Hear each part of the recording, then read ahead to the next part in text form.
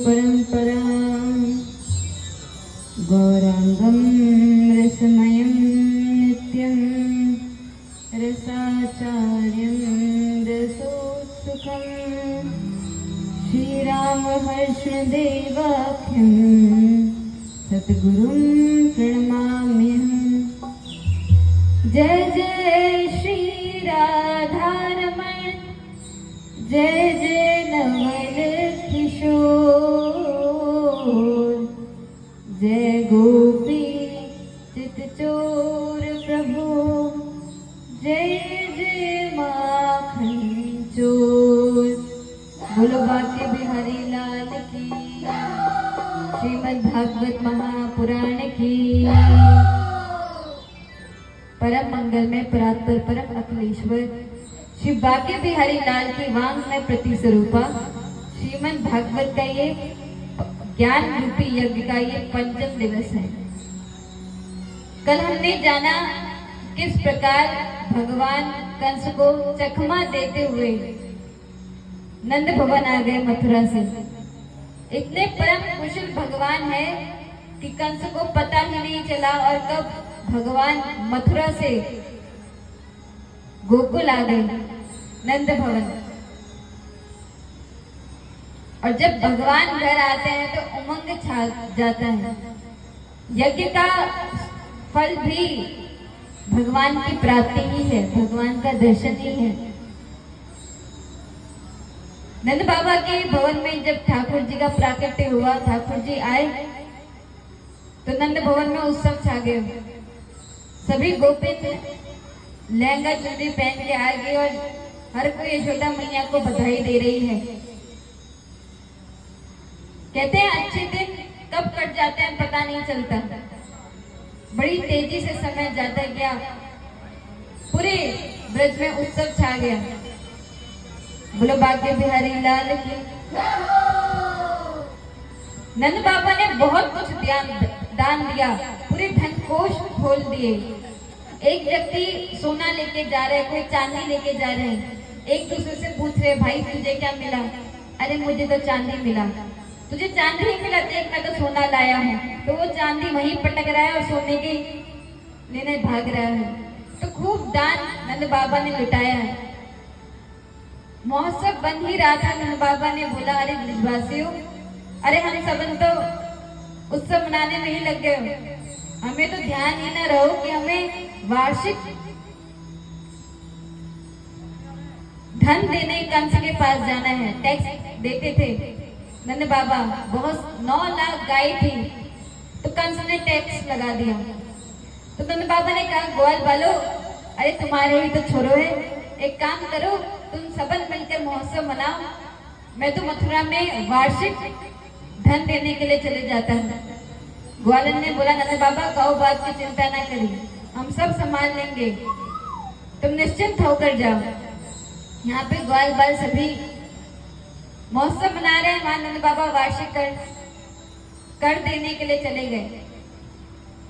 और यहाँ पे नंद बाबा गए थे कि ठाकुर जी की मौसी आ गई। मौसी समझे आप?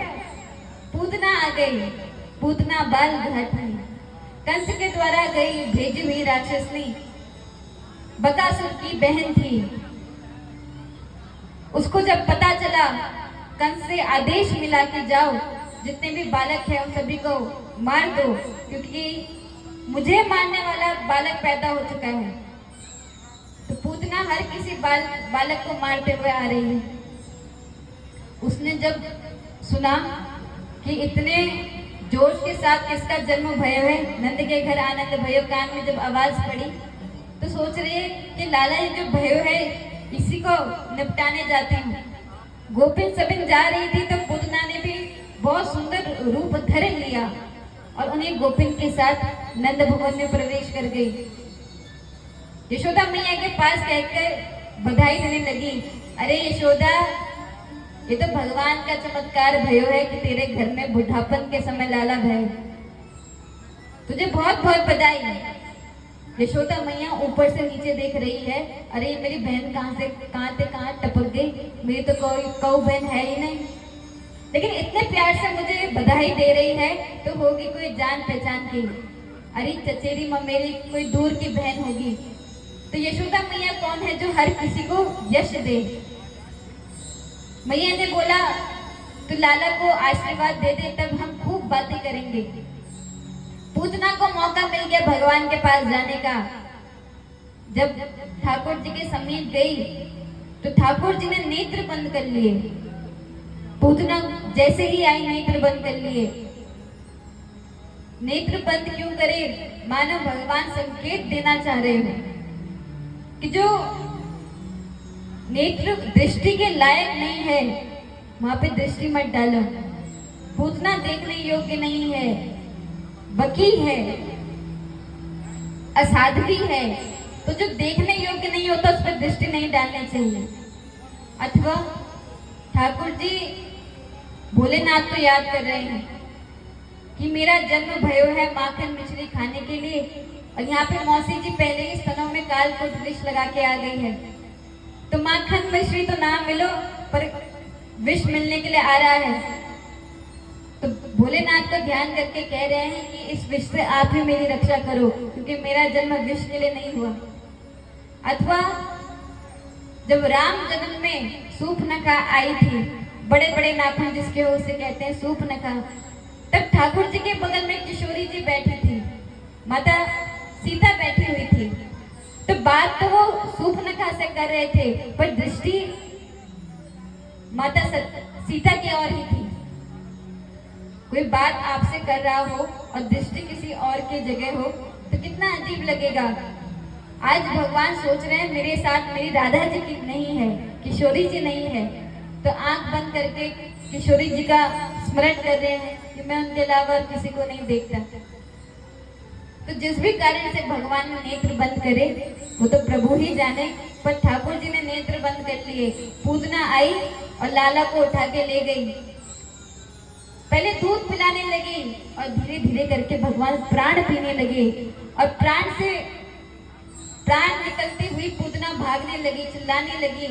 भागते भागते उसका विशाल शरीर सामने आ गया और कई कोसों तक पेड़ों को गिराते हुए उसकी वही मृत्यु हो गई। बोले पूतना वर्धन भगवान की, भाग्य बिहारी लाल की। पूतना मरी तो बहुत भयंकर आवाज आई। यशोदा मैया डर गई, अरे मेरे लाला कहाँ गए हो, लाला कहाँ गए हो?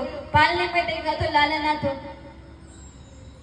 तो जब भागते हुए देखा बाहर कि इतना बड़ा विशाल शरीर है, उसमें ठाकुर जी बैठे हुए हंस रहे हैं, मंद मंद मुस्कुरा रहे हैं। यशोदा मैया डर गई, अरे राक्षसनी कहाँ से आ गई? सभी लाला ग्वाल बाल आ गए, सभी गोपिन आ गई। सीढ़ी के माध्यम से ठाकुर जी को जब नीचे उतार कर यशोदा मैया के पास रखा, तब यशोदा मैया के कलेजे में थोड़ी ठंडक पड़ी। अरे मेरे लाला तो ठीक है, पर ये इतनी बड़ी राक्षसनी कहाँ से आई और कैसे मर गई? तो एक ग्वाले ने बोला, मैया मैं बताऊं? हाँ लाला बता। अरे हमारे छोरा को लेकर भाग रही होगी और किसी पत्थर में इसका पैर पड़ गया होगा तो धड़ाम से गिर गई। मैया ने बोला, क्यों रे? अगर पत्थर से गिरती तो पेट के बल क्यों गिरती? ये तो सीधी गिरी है। चलो जा भी कारण हो, मेरे लाला ने मुर्दा छीन लियो। तो ठाकुर जी को लेके मैया गाय के पूंछ से झाड़ देती है, और गाय के पूंछ से झाड़ने से सारी अला बला निकल जाती है। बोलो भाग्य बिहारी लाल की। नंद बाबा वहां वार्षिक कर दे ही रहे थे कि वसुदेव जी आ गए। नंद बाबा को प्रणाम किया और खूब बधाई दी कि आपके घर में लाला भय हुए। वसुदेव जी जानते हैं कि मेरा ही पुत्र है। बोलो भाग्य बिहारी लाल की। नंद बाबा ने बोला, मुझे बहुत दुख है कि आपके 6 पुत्रों की मृत्यु हो गई। तो ऐसे करके वार्तालाप हो ही रही थी कि वासुदेव जी ने नंद बाबा को कह दिया, नंद बाबा आपको इस समय व्रज भूमि से बाहर नहीं होना चाहिए। अरे आपके घर में लाला भयो है, न जाने कौन से संकट उस पर आने वाले होंगे। मैं भविष्य देख सकता हूँ और मुझे दिख रहा है उस पर कोई संकट आने वाला है। आप जल्दी से जाइए और अपने पुत्र की रक्षा में लग जाइए। जब नंद बाबा ने ऐसा सुनो तो अपनी माला सटकाते हुए आ गए, हे भगवान मेरे लाला की रक्षा करना। और जब वापस नंद भवन नंद बाबा पहुंचे तो यशोदा मैया ने पूरा दृश्य बता दिया। आप गए नहीं कि एक राक्षसनी आ गई और न जाने कैसे वो मुर्दा मर गए, कैसे वो राक्षसनी मरी, हमें तो कुछ समझ नहीं आया। नंद बाबा ने बोला, देवी जी हम मथुरा से माला सटका सटका के आ रहे थे कि मेरे लाला का रक्षा करना, तो ये मेरी माला का ही चमत्कार है। अच्छा ये बात है, तो चलो जो है सो है, लेकिन ये इतनी बड़ी राक्षसनी जो आगे पड़ी है, इसके शरीर का हम क्या करें? इसने तो पूरा रास्ता ही जाम कर दिया। नंद बाबा ने कहा एक काम करो, उसके शरीर के टुकड़े करो। पूतना के शरीर के टुकड़े करे गए और जब टुकड़े करके उनको जलाया गया तो बहुत ही सुंदर सुगंध आने लगी। परीक्षित जी ने बोला, सुखदेव जी महाराज एक बात समझ नहीं आई, अरे पूतना तो बाल घातनी थी, ये तो असाध्वी थी, तो इसके शरीर के मरने के बाद इसके शरीर से इतनी सुगंध क्यों आई? सुखदेव जी ने बोला, परीक्षित तुम्हें अभी भी कोई संदेह है?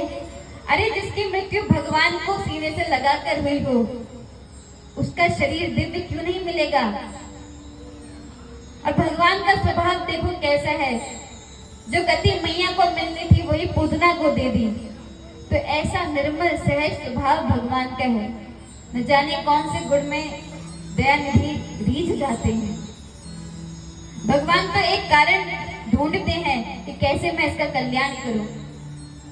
तो पूतना तो भगवान को सीने से लगाकर मृत्यु को प्राप्त हुई है, तो उसके शरीर से सुगंध क्यों नहीं आएगी? उसे तो भगवान का स्पर्श मिला है।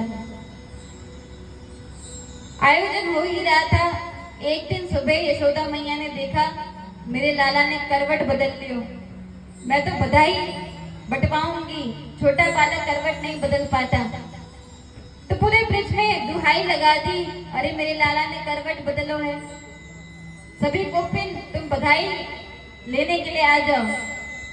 जब गोपियां सभी बधाई लेते हुए गीत गाते हुए आई, मैया ने बोला रुको अभी चुप हो जाओ, कोई गाना नाचना नहीं करना है। गोपियों ने बोला, क्यों रे यशोदा, हम तारा मुंह देखने आए हैं क्या? अरे बधाई कैसे बटती है, नाचा जाता है, गाया जाता है, तो हम तेरा मुंह देखने थोड़ी आई है।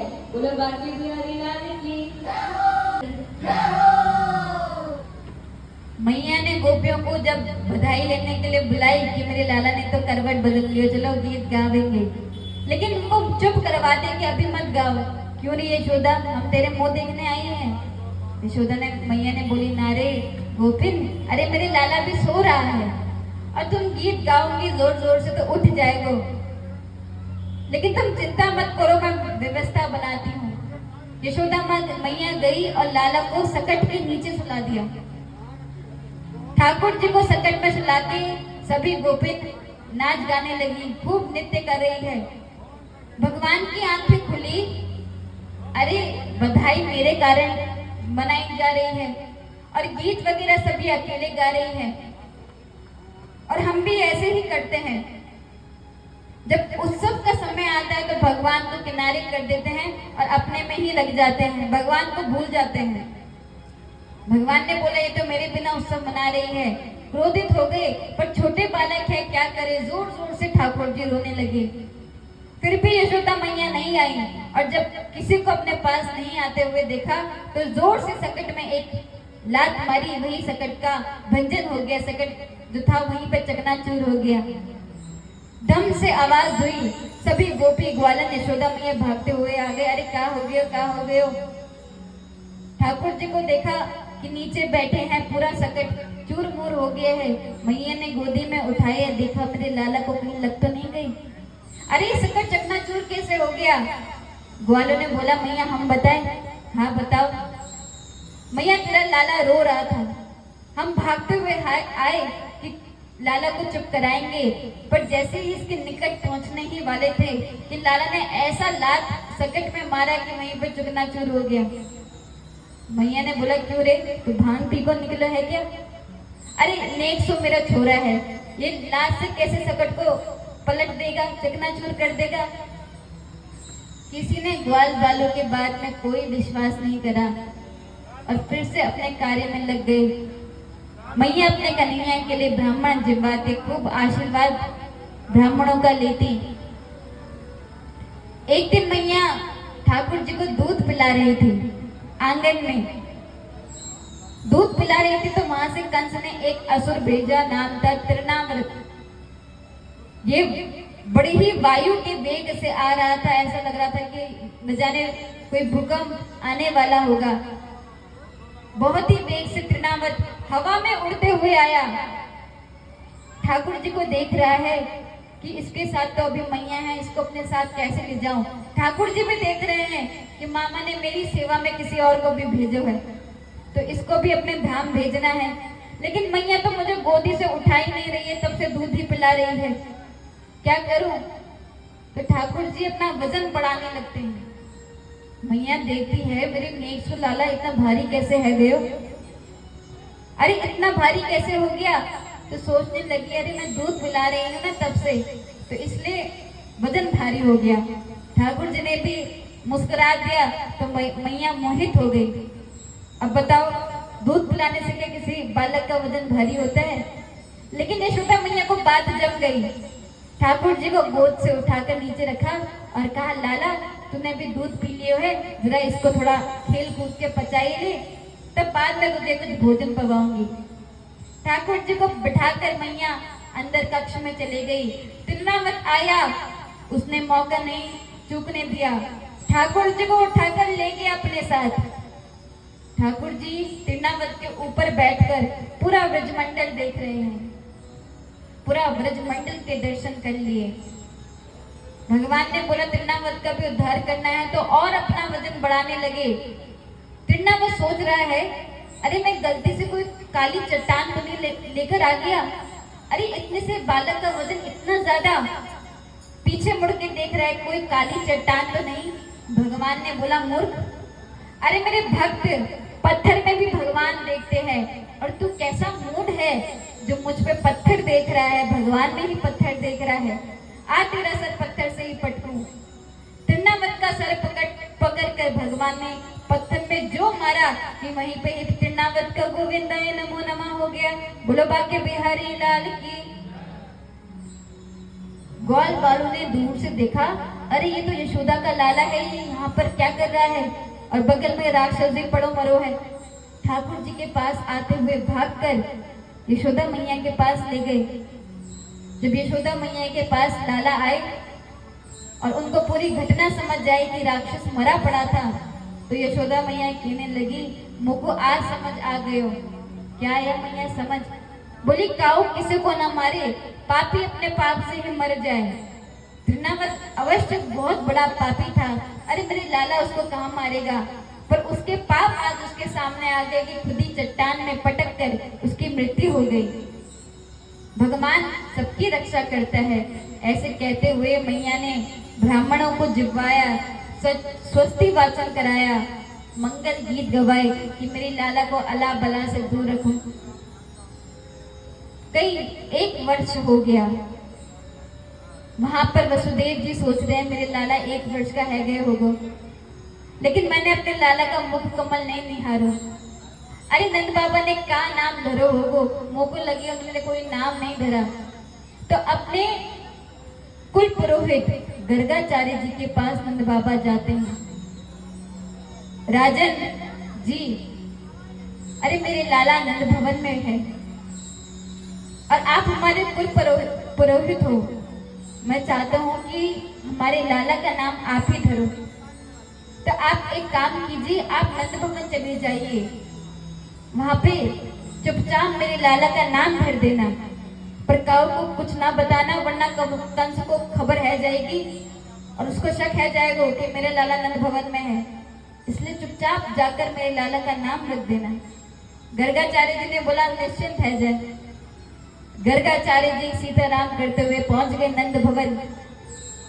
दरवाजा खटखटाते नंद बाबा को आवाज दी, अरे नंद बाबा, अरे ओ नंद राय जी, नंद बाबा ने दरवाजा खोला। जब गर्गाचार्य जी को देखा जो कि इतने सिद्ध संत है, तो पैर छुए, आसन दिया, भोजन पवाया और तब हाल पूछा, अरे महाराज जी आपको कैसा आना हो, कैसे आपने हम पे कृपा करी, क्या हमारे लायक कुछ सेवा है? गर्गाचार्य जी ने बोला, मैंने सुना है तुम्हारे घर में लाला भयो है। हाँ लाला भयो है। अच्छा आप बहुत अच्छे जन्म पत्री देखते हैं, एक काम कीजिए आप मेरे लाला का भविष्य बता दीजिए। गर्गाचार्य जी ने बोला, अच्छा तो नाम बताओ, लाला का क्या नाम रखो है? नंदराय जी ने बोला, लाला का नाम तो रखो ही ना है। अरे हम इतना लाला के साथ डूब जाते हैं कि नाम रखना ही भूल गए, पर आप आ चुके हैं तो एक काम कीजिए, मेरे लाला का नाम आप ही रख दीजिए। गर्गाचार्य जी ने बोला, एक ही शर्त में रखूंगा कि तुम काऊ को कुछ ना बताओगे। ठीक है महाराज, आप गौशाला में जाके नाम रख दीजिएगा, हम किसी को कुछ नहीं बताएंगे। गर्गाचार्य जी गौशाला में बैठ गए। नंद बाबा ने रोहिणी जी और माता यशोदा जी को कहा, देवियों जाओ और अपने लाला का नाम रखवा लो। यशोदा मैया ने सोचा, अरे रोहिणी, सुना है गर्गाचार्य जी बड़े सिद्ध संत हैं। अब वो सिद्ध संत है कि खड़िया पंडित है, चलो आज उनकी परीक्षा ले लेते हैं। एक काम कर, मेरे लाला तू पकड़ ले, तेरो लाला मैं पकड़ लूंगी। अगर सिद्ध संत होगा तो समझ जाएगा कि किसका कौन लाला है। रोहिणी ने बोला, ठीक है भाई। एक दूसरे का लाला हाथ में लेकर दोनों ही गर्गाचार्य जी के सामने प्रणाम करते हुए बैठी। गर्गाचार्य जी ने पहले बलराम जी के मुख में दृष्टि घुमाई और फिर रोहिणी जी के हाथ में जो शिशु था उसके और निहारा, और जैसे ही आंख मिलकर चार हुई, गर्गाचार्य जी के समाधि लग गई। अरे इतना सुंदर लाला पहली बार देखो है, मुझे तो लगी साक्षात भगवान विष्णु है। तो समाधि में चले गए बाबा। बाबा की आंख ना हिले ना डुले। मैया यशोदा बोली, अरे रोहिणी, अरे बाबा तो कछु हिले ना डुले ना सटके ना फटके, लाला को का भयो है? रोहिणी ने बोला, यशोदा मुंह को तो लगे इसकी सांस भी ना चले। अरे राम राम, अरे इस बाबा को मेरा ही घर मिला था अपवित्र करने के लिए। अरे मरना था तो किसी और के घर में जाके मरता, ये मुझे लालचन लगाने क्यों आ गया? यशोदा मैया ने जोर से चिल्लाए, अरे बाबा जी, अरे ओ बाबा जी। पर बाबा जी समाधि में हैं। हाथ पकड़ के जब हिलाया, अरे बाबा जी नाम धर दियो कि ना धरो? हाँ नाम धर दिया, समाधि खुली।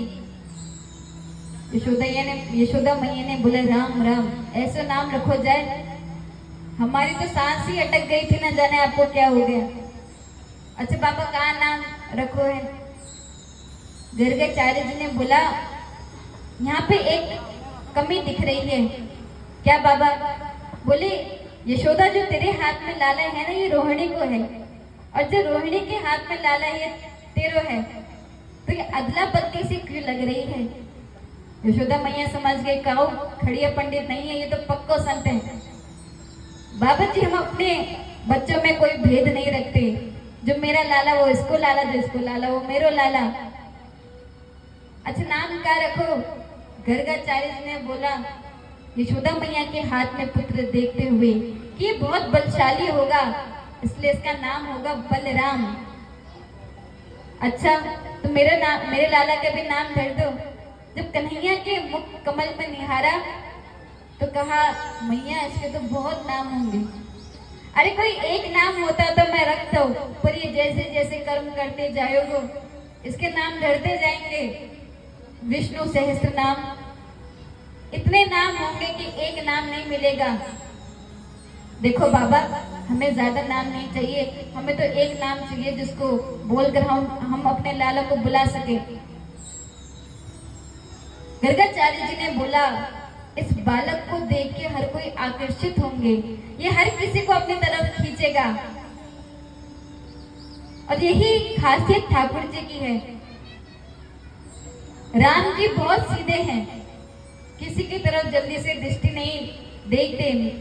मिथिलापुरी में गए तो हर कोई कह रहे, अरे देखो देखो राम जी जा रहे हैं, कौशल्या के पुत्र जा रहे हैं। वो चाहते हैं भगवान राम हमारी तरफ देखे, पर राम जी नहीं देखते। पर ये टेढ़ी टांग वाला कन्हैया जो है ना, जो इसकी तरफ नहीं भी निहारना चाहेगा, उसके सामने आकर मुस्कुरा देंगे, नजर से नजर मिला देंगे, तो वहीं पे वो बावरा रह जाएगा। तो गर्गाचार्य जी ने बोला ये हर किसी को अपनी तरह आकर्षित करेगा, कर्षित करेगा, तो इसका नाम होगा कृष्ण। और इसका नाम भी टेढ़ो है, बोलने में जीभ घूम जाए और इसका काम भी टेढ़ो ही रहेगा। कभी गोपियों के वस्त्र चुरा देगा, तो कभी वस्त्र बढ़ा देगा। तो इसके टेढ़े मेढ़े काम होंगे। अच्छा, आगे भविष्य में क्या करोगा? क्या कोई ग्वाला बनोगा, कि व्यापारी बनेगा, कि केवल गैया चराएगा? क्या काम करोगा आप? गर्गाचार्य जी ने बोला मुंह को दिख रहा है कि ये 1 नंबर का चोर बने हुए। यशोदा मैया ने सिर पकड़ लिया, अरे घर में 9 लाख गैया है और मेरे लाला चोर बनोगे? बस बस बाबा, मुंह को और सिरदर्दी ना चाहिए। अब आपने नाम रख दिया है, इतना ही बहुत है। दोनों ने प्रणाम किया। गर्गाचार्य जी अपनी मस्ती से चले गए। अंदर कक्ष में आकर यशोदा मैया ने बोला, रे रोहिणी, हाँ जी। बोली, अरे बाबा ने नाम बड़ा ऐसा रख दियो कि मुंह से जीभ लड़खड़ावे, कृष्ण। और कई लोग कृष्ण का नाम लेके नहीं बोलते, किसना बोलते हैं। तो मेरे मुंह से नाम नहीं लिया जा रहा, मैंने तो एक अच्छा सा नाम अपने लाला और तेरे लाला के लिए सोच लियो। कहाँ रखो मैया? बोले कनुआ और बनुआ, बोलने में आराम और नाम भी रख जाएंगे। बोलो बाकी बिहारी लाल की। आइए हम भी भगवान से निवेदन करेंगे, जैसे गर्गाचार्य जी के को भगवान के दर्शन हुए, जैसे यशोदा मैया के घर में भगवान ने आंगन पावन किया, तो ऐसे भगवान हमको भी दर्शन दे। बोलो बाकी बिहारी लाल की। इसके पीछे बहुत गूढ़ रहस्य है। एक रहस्य तो आपने जान लिया कि कंस के घर बहुत सारा माखन दूध जाता था, गौरस की मिठाई खाते थे, और केवल खाते नहीं थे, उसमें डुबकी भी मारते थे। तो वो खत ना हो, इसलिए भगवान ने बोला हम अपनी सेहत बनाएंगे, ताकि आने वाले समय में जब कंस और मेरा युद्ध होगा तो उनका बल कम होगा। तो एक क्रांति भगवान ने छेड़ दी।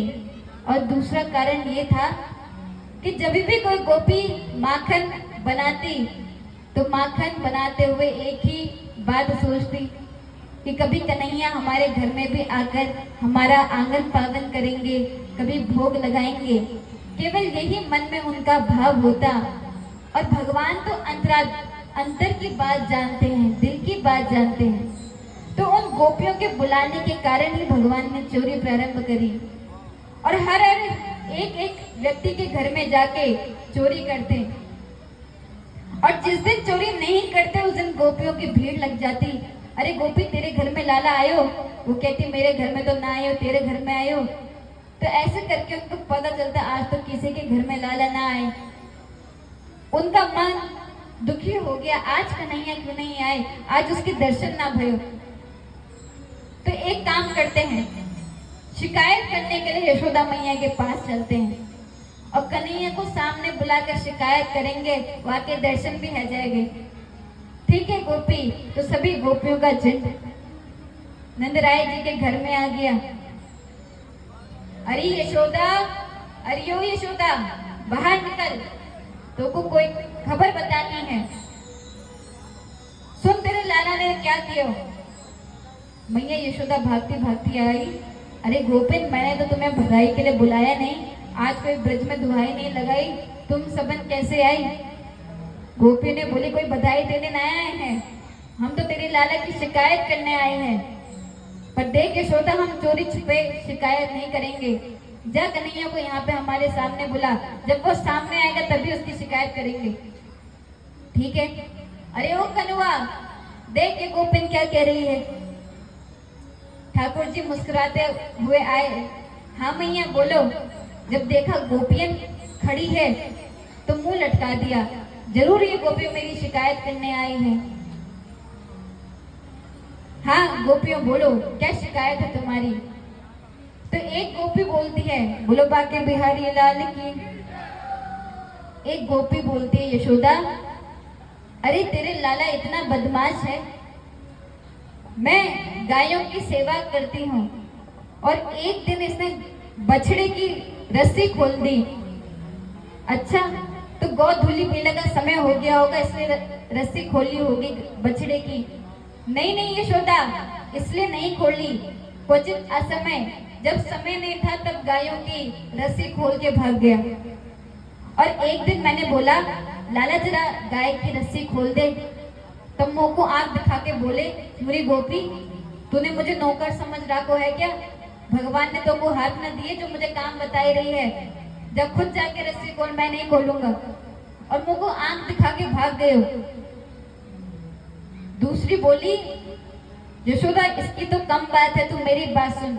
हाँ बोल बहन क्या बात है?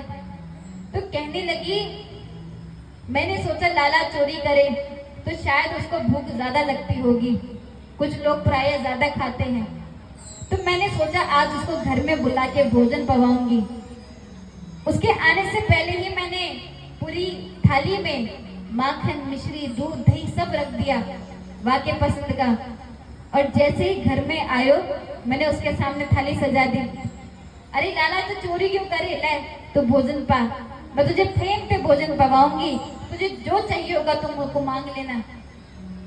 तो यशोदा मैं या को भोजन पवा रही थी तो ये मुंह को आंख दिखा रहा था। गोपी तूने मुझे भीख मंगा समझ रखा है क्या? अरे मेरे घर में 9 लाख गैया है, मैं तेरे पूरे खानदान को भोजन पवा दूं, तुम मुंह को क्या भोजन पवा रही है? तो एक काम कर, तू मेरे घर में आ और भोजन पा के खुद चले जाना, मैं भीख मंगा ना हूँ, मुझे तेरे माखन की आवश्यकता नहीं है। तो मैंने कन्हैया से पूछ लिया, जब तेरे घर में 9 लाख गैया है और इतने बड़े बाप का तू बेटा है तो चोरी क्यों करे? तो ये मुस्कुरा के कह दे, मैया चोरी के माखन में स्वाद ही कुछ और होता है। तो मैया देख तेरे लाला को, पहले चोरी करे और जब हम भोजन दे तब कहे कि हमें नहीं चाहिए। एक बोली तुम्हारे घर में तो बस इतना ही भयो है। अरे मैंने एक दिन निश्चित कर लिया था ये लाला हमेशा चोरी करे, एक दिन इसको रंगे हाथे जरूर पकड़ूंगी। तो मैंने पहले से ही योजना बना ली। क्या योजना बनाई? मैंने घर के दरवाजे खुले रख दिए। मुझे लगा जब चोर देखेगा कि दरवाजा खुला है तो पक्को मेरे घर में आएगा, और मेरे घर में ज्यादा माखन मिश्री ना है, मैं एक गरीब ग्वालिन हूँ। तो मैंने दरवाजा तो खुला रखो थे पर खाने के लिए कुछ ना था। तो ये जब अपनी मंडल लेके आया, इसने पूरे घर में छान मारा, कोना कोना गया।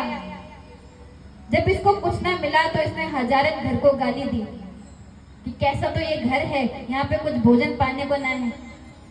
एक कमरे में मेरी बिटिया सो रही थी तो ये उस कक्ष में घुस गया, मेरी बेटी के बाल इसने जिस खाट में वो सो रही थी उसी से बांध दिए और कान में चिल्लाने लगा, हुआ आ गया, हुआ आ गया, और भाग गया। मेरी बेटी अंधेरे में जब ऐसा शोर सुनी तो डर गई, हुआ आ गया, भूत आ गया, बचाओ मैया। मैं भागती भागती आई, मैंने बोला गाओ भूत ना आए, ये नंद को छोड़ा है। तो मेरी बेटी को ऐसे परेशान करता है। अच्छा तुम्हारे घर में तो गोपी इतना ही हुआ, मेरी कहानी सुनो, बताओ। वो कहती है, यशोदा मैंने सोचा कि आज मैं दरबार खोल के देखूंगी घर के कि चोरी कैसे करता है। तो मैंने घर के सारे दरवाजे खोल दिए और एक जगह जाकर छुप गई और वहां से देखने लगी कि ये चोरी कैसे करेगा। तो ये मंडली लेकर आयो और इसने देखा कि माखन तो ऊपर लटक रखो है। तो ये घोड़ों की तरह एक के ऊपर एक चढ़ते गए और ऊपर में अध्यक्ष महोदय मटकी की हांडी फोड़ के माखन पाने लगे। सभी ग्वाल वालों को माखन पवा दियो। चलो कोई बात नहीं यशोदा, खुद भी खाए दूसरों को भी पवाए, क्या दिक्कत है, हमारे घर में तो माखन है। लेकिन उसके बाद मैंने देखो कि लाला तो बड़ो नटखट है, इसने खुद तो माखन पायो, ग्वालों को भी खिलायो, पर न जाने इसने कैसी ऐसी आवाज निकाली कि पूरे ब्रज के बंदर भागते हुए आ गए। न जाने इसकी बंदर से क्या रिश्तेदारी है। सभी बंदर को माखन पवाने लगा और जब बंदरों का पेट भर गया तो बंदर खाने से मना कर दिया। फिर बंदरों ने खाना बंद कर दिया तो ये माखन को नाक से सिंगोड़ कर बोले, अरे कितना बेकार माखन है, बंदर भी ना खाए, ऐसे माखन को तो घर में रखना ही नहीं चाहिए और एक ही पत्थर से सारी हांडी फोड़ दे। देख रही है यशोदा तेरे लाला कितना शैतान है। जब कन्हैया को तरफ मैया देखे आंख दिखाकर, क्यों रे कन्हैया तूने ऐसा करो, तो भगवान मुंह लटका दे, मुंह फुला दे, नारी मैया मैं ऐसे कैसे करूंगा, अरे गोपी झूठक कहती है। और जब गोपियों की तरफ देखती तो कन्हैया गोपियों को आंख दिखा दे, क्यों रे गोपी तुम मेरी शिकायत करने आ गई। इसके बाद बताऊंगा कि चोरी कैसे होती है। लेकिन यशोदा मैया अपने लाला का पक्ष लेती थी। यशोदा मैया ने बोला, गोपियों देखो तुमने बहुत शिकायत कर दी मेरी लाला की, लेकिन मैं तुम्हारी बात में तभी भरोसा करूंगी जब तुम इसको पकड़ के लाओगे। जब तक पकड़ के नहीं लाओगे और मुझको सबूत ना दिखाओगे तब तक मैं तुम्हारी बातों में विश्वास ही नहीं करूंगी। तो मैया ने ग्वालिन को खूब सुना दिया और वहीं से भगा दिया। यहाँ पे ग्वालिन जा ही रही थी, यशोदा मैया अपने काम में लग गई कि कन्हैया भी पीछे पीछे ग्वालियों के पीछे आ गए। क्यों रे ग्वालिन तुम मेरी शिकायत करने के लिए आ रही थी, अब कल देखना तुम्हारे ही घर में चोरी करूंगा, जितनी भी तुम सब आई हो किसी का घर नहीं छोड़ूंगा। एक वहां पे खड़ी हो गई, कन्हैया अब मैं भी तुझे छठी का दूध याद दिलाऊंगी। यशोदा ने कहा है ना सबूत चाहिए, तो कल सबूत मैं ही इकट्ठा करूंगी। भगवान ने बोला ठीक है गोपी, तो सबूत इकट्ठा करना, सबसे पहले तेरे ही घर में आऊंगा। तो हो गई बात, गोपी ने भी ठान ली कि मैं लाला को पकड़ूंगी। भगवान ने भी ठान ली कि इसी गोपी के घर में सबसे पहले चोरी होगी। भगवान अपने पूरे मंडल को लेकर पहुंच गए, अपने ग्वालों को बोला, मित्रों को बोला, अरे भाइयों तुम भोजन पाओ, मैं रखवाली करूंगा और जैसे ही कोई गोपी आएगी तो मैं इशारा कर दूंगा, भाग जाना। सभी ग्वाल माखन मिश्री खाने लगे। कन्हैया देख रहा है कोई आया तो नहीं, कोई आया तो नहीं। उसी समय जब ग्वालों ने खा लिया और कहा, कन्हैया हमने तो बहुत पा लिया, अब एक काम कर तू भी पा ले, तूने कछु ना खायो। भगवान ने मटकी में हाथ धरो ही था कि वो गोपी आ गई भागते भागते और हाथ पकड़ लिया। कन्हैया आज तो को ना जाने दूंगी, आज मैं तुझे पकड़ लिया, आज वो यशोदा को सबूत दिखा के लाऊंगी। सारे ग्वाल बाल भाग गए कन्हैया को छोड़कर कि ये खुद भी पिटोगे और हमें भी पिटाएगा। और खिड़की से देखने लगे कि हमारे लाला तो आज फंस गए हो। भगवान ने बोला, रे गोपी तो नाराज क्यों होती है, अरे देखिए तो आपस की बात है, इसको यहीं पे टाल देते हैं, मैया के पास जाने की जरूरत नहीं है। गोपी समझ गई कन्हैया डर रहा है, नहीं कन्हैया ऐसे मैं नहीं जाने दूंगी। अच्छा गोपी जो तू कहेगी मैं वो करूंगा। गोपी ने बोला पक्का करोगे? कन्हैया ने बोला क्यों नहीं करूंगा, तू बता तो तेरी कौन सी सेवा करनी है। तो गोपी ने बोला, कन्हैया जरा जोर का ठुमका लगा दे, तेरा ठुमको मुंह को पसंद आएगा तब मैं सोचूंगी कि यशोदा के पास शिकायत करनी है कि नहीं करनी। ठीक है गोपी, मैं नाच के दिखाऊंगा, पर मेरा जरा हाथ तो छोड़ दे, इतनी जोर से तूने पकड़ रखो है। अब गोपी सोचने लगी, इसका हाथ छोड़ दूंगी तो ये भाग जाएगा, तो क्या करूं। गोपी बहुत चालाक थी, उसने सारे दरवाजे बंद कर दिए और बोला, कन्हैया अब नाच। ठाकुर जी तब क्या करते, आफत के मारे थे, समस्या में फंसे थे, तो नाचने लगे, एक ठुमका उधर मारते, दूसरा उधर मारते। जब खूब नाच लिया तो गोपी को बोला, गोपी अब तो नहीं जाएगी यशोदा मैया के पास। गोपी ने बोला, लाला मुझे तेरे ठुमको पसंद ना आयो, जरा एक और बार नाच। भगवान ने बोला, गोपी तूने मुझे क्या समझ रखा है, अरे मैं एक बार नाचा, दूसरी बार भी नचा रही है, अब नहीं नाचूंगा। तुझे मैया के पास शिकायत करनी है तो चले जा, मुझ को भी किसी का डर ना है। अच्छा कन्हैया। जब कन्हैया की ये बात सुनी तो हाथ कस के पकड़ लिया और चले गई नंद भवन की ओर। आज तो यशोदा को दिखा के रहूंगी कि कैसे तूने मेरे घर में चोरी करी। भगवान सोच रहे हैं मैं तो फंस गया। पर उस समय घूंघट जरा लंबा रखा जाता था। तो जब गोपी घर के बाहर निकली और नंद भवन की ओर भागी कन्हैया को लेकर, तो उसने घूंघट रख रखा था। भगवान सोच रहे कैसे कौन सी तरकीब निकालूं कि आज मैया की डांट से बच जाऊं, क्योंकि मैया को पता चल गया मैं चोरी करने गया था तो जो पिटाई होगी कि मुझे घर में नानी याद आ जाएंगी। तो कुछ सोच ही रहे थे कि वहां पे उसी गोपी के ससुर जी जा रहे थे। कन्हैया को तरकीब मिल गई और न जाने ऐसा का चमत्कार करो। गोपी को कहा, गोपी मैं 100 छोरा हूं और तूने इतने कस के मेरे हाथ पकड़ रखो है। अरे मुझ पे थोड़ी तो दया कर, ये हाथ तूने बहुत देर से पकड़ रखा है, एक काम कर तो ये वाला हाथ पकड़ ले। गोपी को दया आ गई, अरे नीक से तो छोड़ा है, हाँ दर्द हो रहा होगा मेरे कठोर हाथ से, एक काम करती हूँ दूसरा पकड़ लेती हूँ। न जाने लाला ने कहा चमत्कार गयो, गोपी को कछु पता ना चलो, वो तो सीधे सीधे जा रही है। और जब नंद भवन में पहुंची तो जोर से आवाज देने लगी, अरे यशोदा, अरे ओ यशोदा, अरे कल तुम मोको बहुत खड़ी खोटी सुना रही थी ना कि कन्हैया के चोरी का सबूत ला, देख आज तेरे कन्हैया को रंगे हाथों पकड़ा है, बाहर निकल। जब यशोदा मैया आई, अरे काऊ चिल्ला रही है इतना ज्यादा। जब गोपी को देखा तो उसके सर में हाथ रख दिया, गोपी तो ठीक तो है, अरे कहीं तो भांग पी के तो ना निकले, मोको तो लगे तुम मेरे लाला के पीछे इतनी बावरी है गई है कि तुझे अपना ध्यान ना है। अरे देख तो सही तो किसको पकड़ के लाई है। जब गोपी ने पीछे देखा तो ससुर जी को पकड़ रखा था। ससुर जी को देखकर गोपी चौंक गई, अरे मैं तो लाला को पकड़ के लाई थी, ये कैसे आ गए। गोपी कुछ कह नहीं पाई, शर्माते हुए वहां से चुपचाप चले गई डर के मारी। भगवान गोपी के सामने गए, क्यों रे गोपी तो मेरी शिकायत करने गई थी। गोपी ने बोली, न जाने लाला तेरे पे ऐसा कौन सा चमत्कार है कि तू कब क्या करे मुझको कुछ समझ ना आए, पर कोई बात नहीं, अगली बार फिर मैं कोशिश करूंगी। बोले बाके बिहारी लाल की।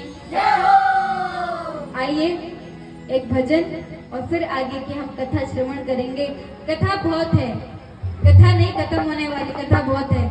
पर जब आप गंगा जी में जाते हो ना और दोनों अंजलि से जल उठाने की हाथों में कोशिश करते हो, तो इतनी बड़ी गंगा से थोड़ा सा जल आपके हाथ में आता है, इसलिए ये भी ज्ञान गंगा है। और ज्ञान गंगा में हम जितना ज्ञान गंगा में गोटा लगा सके उतना गोता अवश्य लगाएंगे। बोलो बाके बिहारी लाल की। शुक्लां ब्रह्म विचार सार परमां माध्यं जगत व्यापिनी बीना पुस्तक धारिणीं भैरां जाड्यांधकारापहां हस्ते स्फाटिकमालिकां विहरतीं पद्मासने सुरस्थितां वन्दे तां परमेश्वरीं भगवतीं बुद्धिं प्रदां शारदां। ओम भूर्भुवस्सुः सरस्वत्यै नमः। बीना पुस्तक धारण्ये नमः।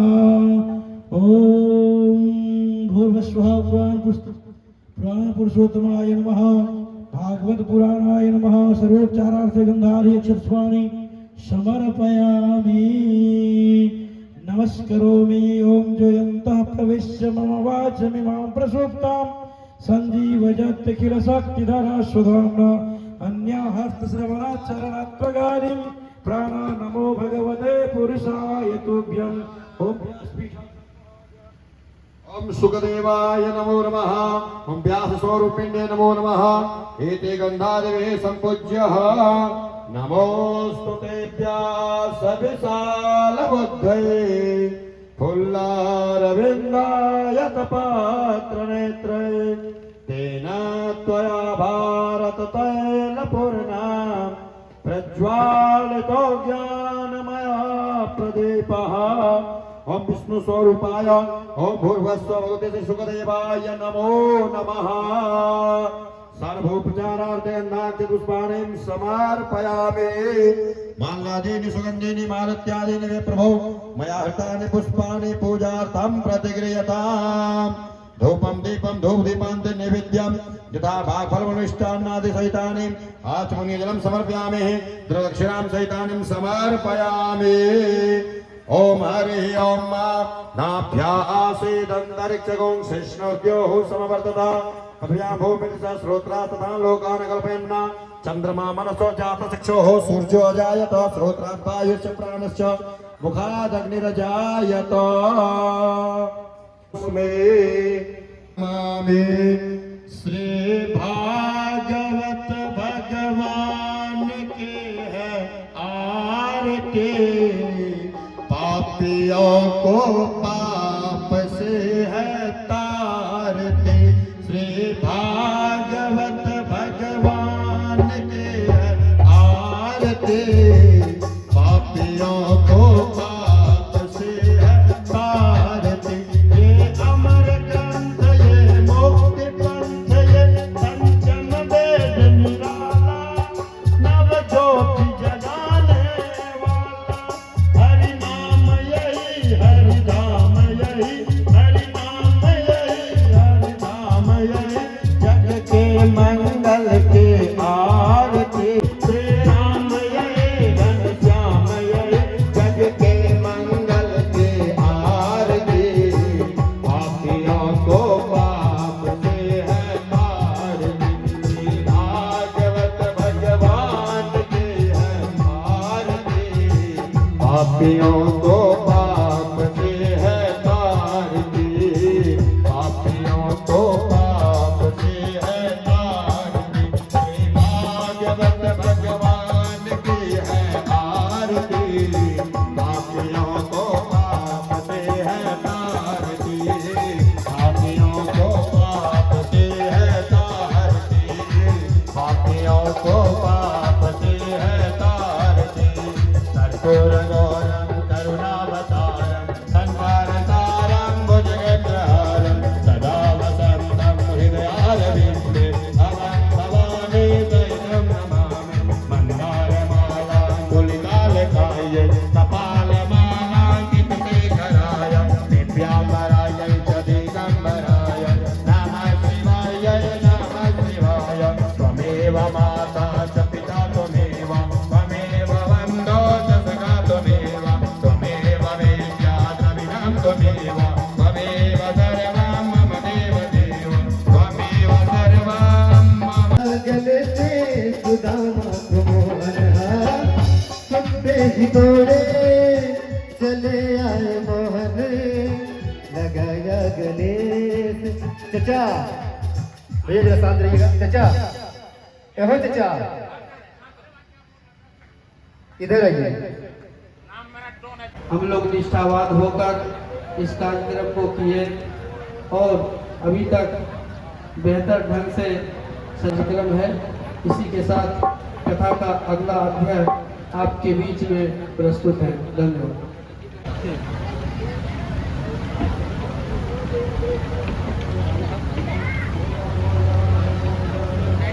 कथा सुनाई श्रीमद् भागवत। तो भागवत का क्या अर्थ है? बोलो बांके बिहारी लाल की। भागवत भागवत को जो भगा भगा कर सुन ले, नहीं नहीं, भागवत यानी जो भगवान के श्री मुख से कहा गया हो वो भागवत है।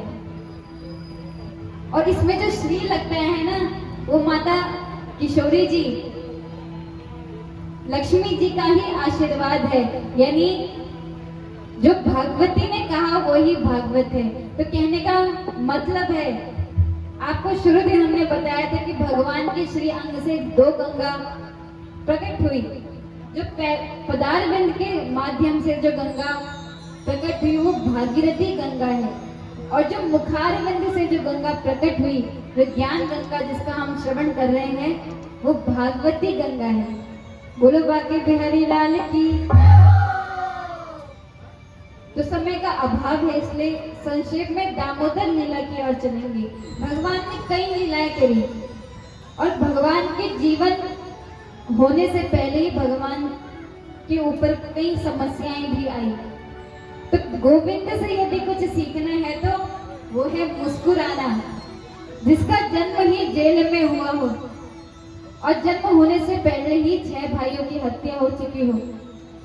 मामा ने ही अपनी चचेरी बहन में इतना अत्याचार किया हो, तो इतना कष्ट सहने के बाद भी जब नंद भवन आए तो कभी पूतना आई, कभी तृणाव्रत आया, कभी अघासुर, बकासुर, न जाने कितने असुर आए।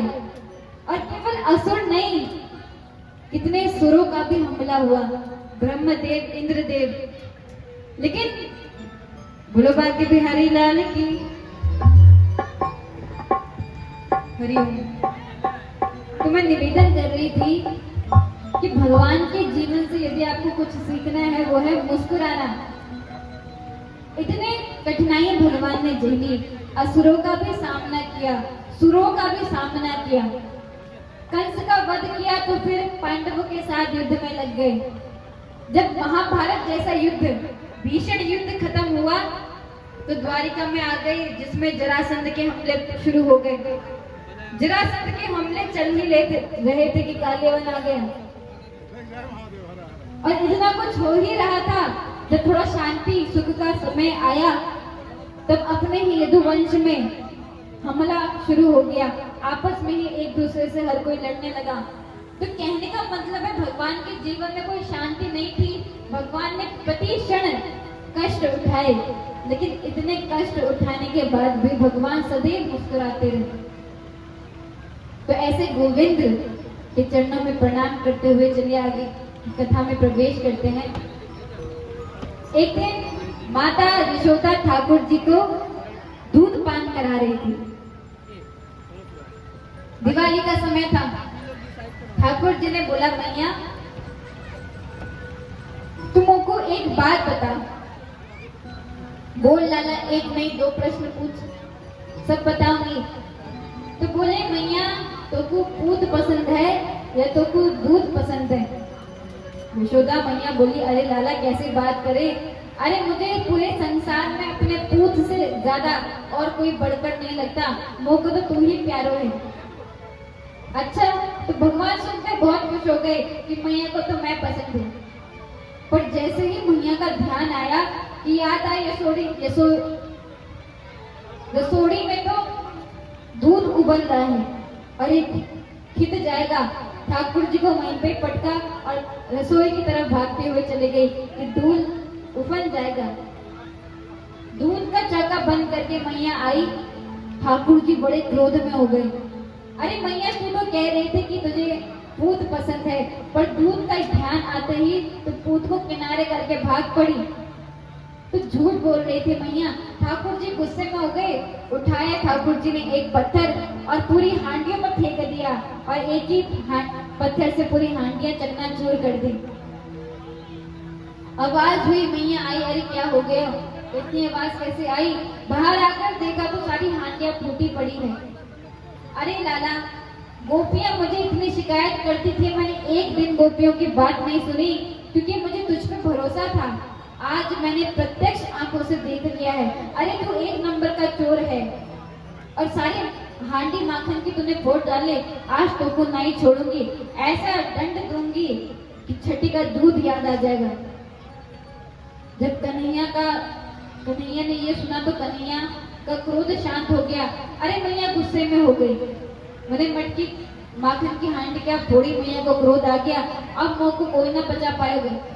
अब तो आगे आगे कन्हैया भाग रहे हैं, पीछे पीछे यशोदा रानी भाग रही है। अरे लाला रुक, तो को नहीं छोड़ूंगी।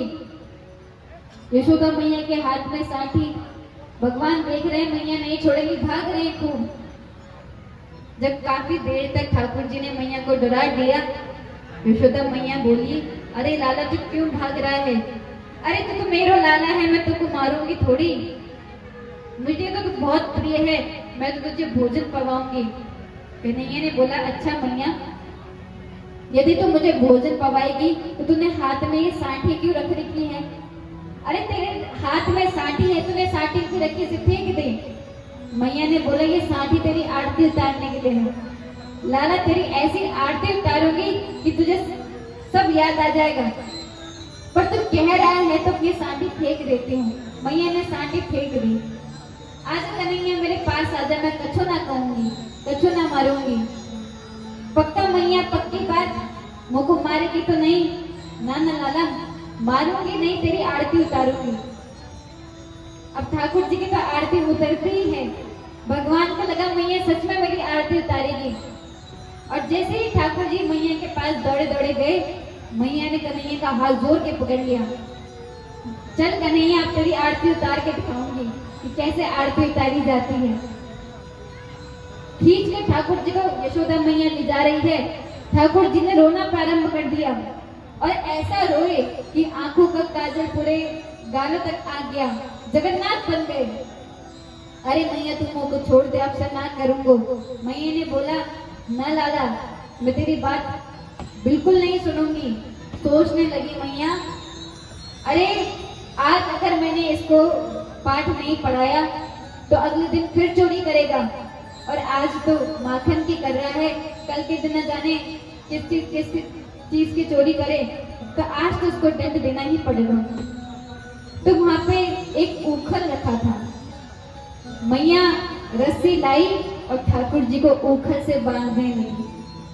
लेकिन जब भी मैया ऊखल से बांधने में का प्रयास कर रही थी, रस्सी से बांध रही थी, तो हर समय 2 उंगली रस्सी कम पड़ जाए। पूरी घर की रस्सियां ला गई, पर ठाकुर जी बंध ही नहीं पा रहे। मैया सोच रहे हैं, अरे मैंने इतना प्रयास कर लियो, पर ये लाला बंध ही नहीं रहे। और कोई भी कार्य को संपन्न करने के लिए 2 उंगली रस्सी हमेशा छूट जाती है। मान ली 2 उंगली रस्सी अगर आपने पूरी कर ली, तो भगवान भी आपके हाथ में बंध जाएंगे। कौन सी रस्सियां हैं ये? पहला है पुरुषार्थ। आप खुद से पूरी मेहनत करें। अभी मैया का पुरुषार्थ पूरा नहीं हुआ है, भगवान चाहते हैं मैया तो पहले प्रयास कर। और दूसरा है कृपा। इन दोनों के में से एक का भी अभाव अगर हमारी जिंदगी में है, तो हमारा कार्य अच्छे से संपन्न नहीं हो पाएगा। कोई कहता है भाग्य, कि हमारा भाग्य ही बेकार चल रहा है, तो भगवान कहते हैं तो पहले कोशिश तो कर, भाग्य का कृपा का हाथ मैं तेरे सर पे रखूंगा, पर पहले तो एक कदम तो उठा अपने लक्ष्य को पाने में। क्यों भाग्य का नाम लेकर तू पीछे हट जाता है? तो आज मैया का पुरुषार्थ भगवान देख रहे हैं।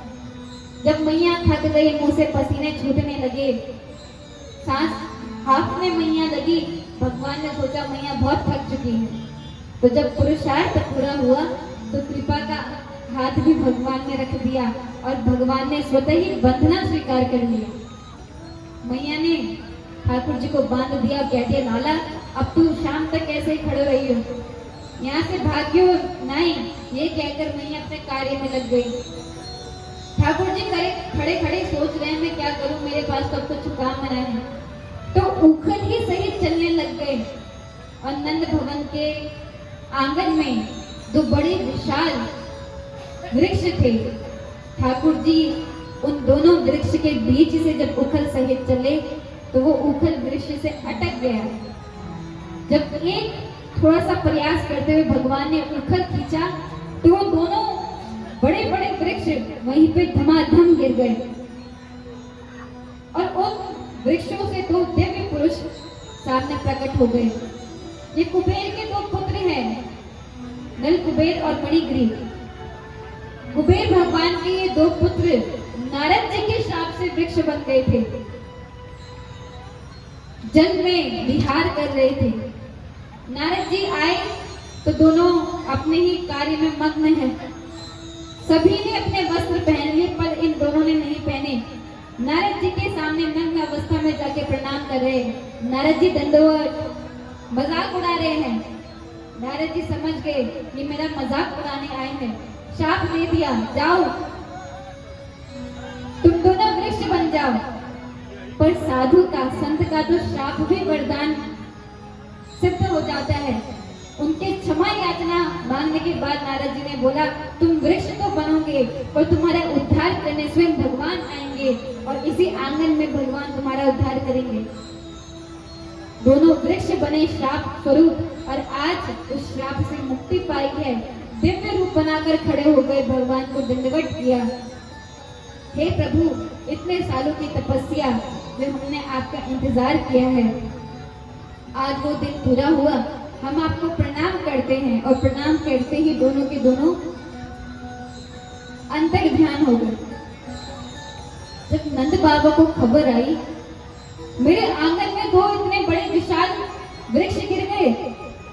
अरे न जाने मेरे लाला में कौन इतनी संकट डाल रहा है। मुझे लग रहा है ये भूमि अब पावन नहीं रही, हमें यहाँ से चले जाना चाहिए। यहाँ संकट पे संकट आ रहे हैं। एक सभा बुलाई, सभा वासियों से पूछा कि अब क्या करें। तो किसी ने बोला, नंदराय जी आप चिंता मत कीजिए, यहीं थोड़ा दूर जाते हुए एक बहुत ही सुंदर वन है, नाम है वृंदावन, और उस पावन भूमि में हमारे गाय चरने के लिए भी हमें घास मिलेगी और सब काम चकाचक हो जाएगा। आप चिंता मत कीजिए, हम वहीं अपना बसेरा बसाते हैं। नंद बाबा जी को बात जम गई। और वृंदावन तो भक्ति की भूमि है। प्रथम दिन आपने कथा में सुना था कि भक्ति कहीं भी जाकर वृद्ध हो सकती है, उसमें आश्चर्य नहीं, पर वही भक्ति जब वृंदावन की भूमि में प्रवेश करती है तो जवान होकर ताता थैया करके नाचने लगती है।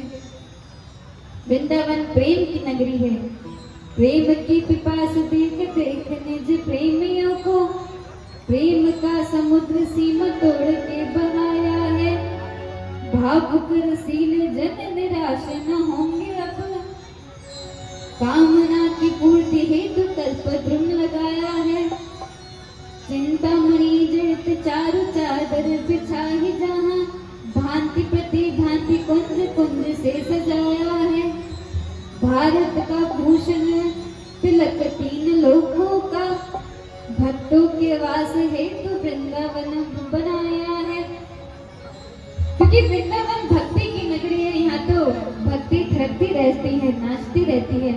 सभी ग्वाल बालों के सहित गायों सहित भगवान वृंदावन में प्रतिष्ठित हो गए, वहीं पे ही निवास करने लगे। एक दिन भगवान ने सोचा, मैंने माखन तो बहुत खायो, मिश्री तो बहुत खायो, जरा एक बार वृंदावन की रज भी चाख लूं।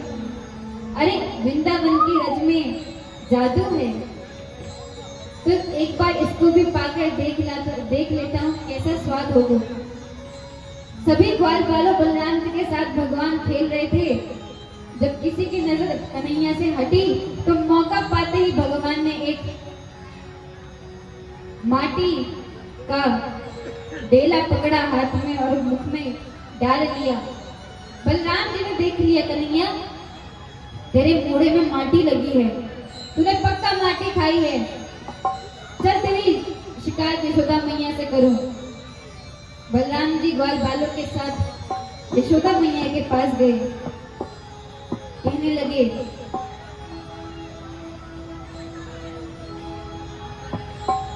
कि मैया कन्हैया ने तो आज माटी ही खा ली, और दिन माखन खाता था, आज माटी खाई है।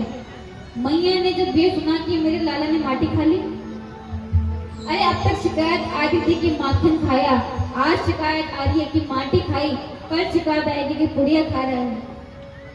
कन्हैया को तो शिक्षा देनी ही पड़ेगी। साटी लेकर यशोदा मैया गई, क्यों रे लाला तूने माटी खाई? बलराम जी शिकायत कर रहे हैं, कान मरोड़ा। कन्हैया ने बोला, नहीं मैया मैंने माटी नहीं खाई, तुझे विश्वास नहीं है तो मेरे मुख में देख ले। मैया ने बोला, ये बात तूने ठीक करी। साटी दिखाते हुए मैया बोली, कन्हैया लाला अपना मुख खोल, मैं देखूं तो तेरे मोड़े में क्या है, पता चल जाएगा। कन्हैया ने बोला, नहीं मैया ये सब झूठ कह रहे हैं, मैं सच कह रहा हूँ, मैंने माटी नहीं खाई। यशोदा मैया ने बोला, लाला मैं जानती हूँ, पूरे ब्रज में तू ही तो है हरिश्चंद्र, ये बाकी सब तो झूठ बोलते हैं, चल तू सच बोल रहे है तो मुंह खोल। अब कन्हैया डर गए, पर मैया के हाथ में थी साटी। भगवान की मैया डर गई कि आज मेरे प्रभु को जोरदार पिटाई होने वाली है। तो जैसे ही भगवान ने मुख खोला, भगवान की माया ने ऐसा चमत्कार किया कि पूरा भारत का नक्शा भगवान के मुखड़े में ही दिख गया। यशोदा मैया देख रही है, झरने, पहाड़, पूरा वृषमंडल भगवान के मुख में दिख रहा है। ऐसा जब यशोदा मैया ने देखा तो बार बार प्रणाम करने लगी, कन्हैया को दंडवत देने लगी। अरे कन्हैया, मुझसे जो भी गलती आज तक हो गई है तू क्षमा कर दे, मैं समझ गई तू भगवान है। मैया ने बोला, मैया तेरी बुढ़ापे की आंखें धोखा खा रही है। अरे तू ध्यान से देख, कोई वृषमंडल ना है। अरे मैं तो तेरा ही लाला हूँ। भगवान ने अपनी योग माया को गायब कर दिया। माया तुम जाओ। मैया डर गई है, मुझे भगवान समझ रही है। और यदि सच में मुझे भगवान समझ लिया तो मुझे वो प्रेम कैसे मिलेगा? प्रेमी से तो व्यक्ति शिकायत भी करता है, प्रेम भी करता है।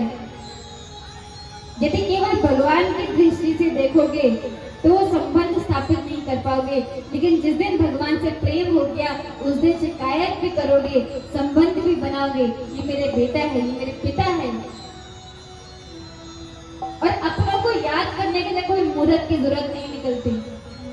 भगवान के लिए समय निकालना व्यक्ति सोचता है कि आज समय निकलेगा, कल समय निकलेगा। जब भगवान सोचकर समय निकालता है, जीवन बीत जाता है, अंतिम क्षण आते हैं, पर भगवान के लिए समय नहीं निकालता।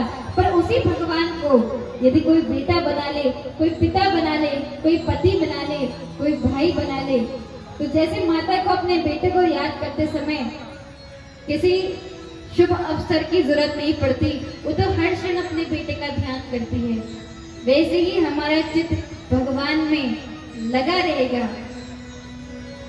तो भगवान ने अपनी योग माया को भेज दिया। मैया को बोला, मैया तो एक बार फिर से देख, मेरे मुंह में कछुना है। अरे तेरी बुढ़ापे की आंखें धोखा खा रही है। मैया ने जब फिर आंखें मूंद कर कन्हैया के मोड़े में देखा तो कछुना दिखे। मैया ने बोला, लाला तू ठीक कही, अरे यहाँ पर तो कुछ नहीं है, ये मेरी बुढ़ापे की आंखें थी जो पता नहीं क्या क्या मुंह को दिखा रही थी। तो ऐसे भगवान ने ना, आपका दिल किसी असत्य वस्तु में है और जीवन में कुछ काम नहीं आता। पत्नी केवल घर के दरवाजे तक जाती है, बेटा केवल शमशान की भूमि तक मुखा अग्नि देने तक जाता है। उसके बाद यदि कोई जाते हैं तो आपके भजनों की, राधा नाम की, कृष्ण नाम की पूंजी ही आपके साथ जाती है। अंत क्षण में आपको वो नहीं याद आएगा कि आपने कितना कमाया, अंत क्षण में आपको ये याद आएगा कि मैंने जीवन का कितना पल सार्थक बनाया। और जीवन तो सार्थक हरि नाम से ही होता है, हरि कथा से ही होता है। और जब तक हरि कथा नहीं सुनोगे, जब तक भगवान की कथा श्रवण नहीं करोगे, भगवान के लिए प्रीति नहीं जागेगी। तो पहले श्रवण आता है, कथा सुनो, उसके बाद कीर्तन आता है। आज हमने कथा सुनी तो पूरी रात भर भगवान का कीर्तन किया, और जब कीर्तन नहीं करा तो स्मरण आता है कि भगवान का स्मरण करो। और केवल इतना ही नहीं, मुक्ति पाने के लिए कोई बहुत बड़ी बात आपको नहीं कही कि यहाँ चले जाओ, इस तीर्थ में जाओ मुक्ति मिलेगी, ये आसन कर लो मुक्ति मिल जाएगी।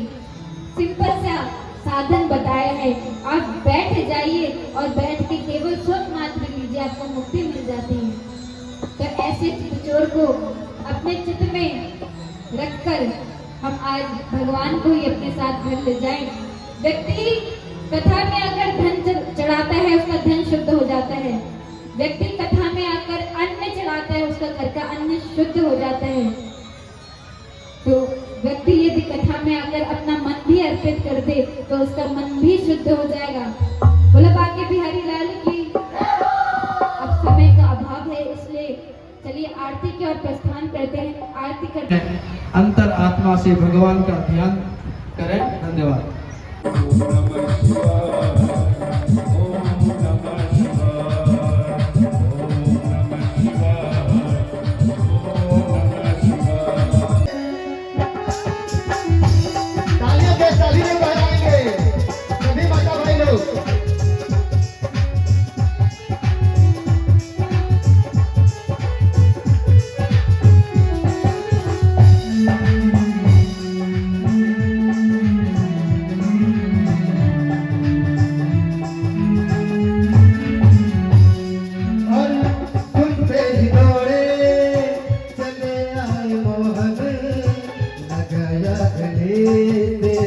सुदामा तुम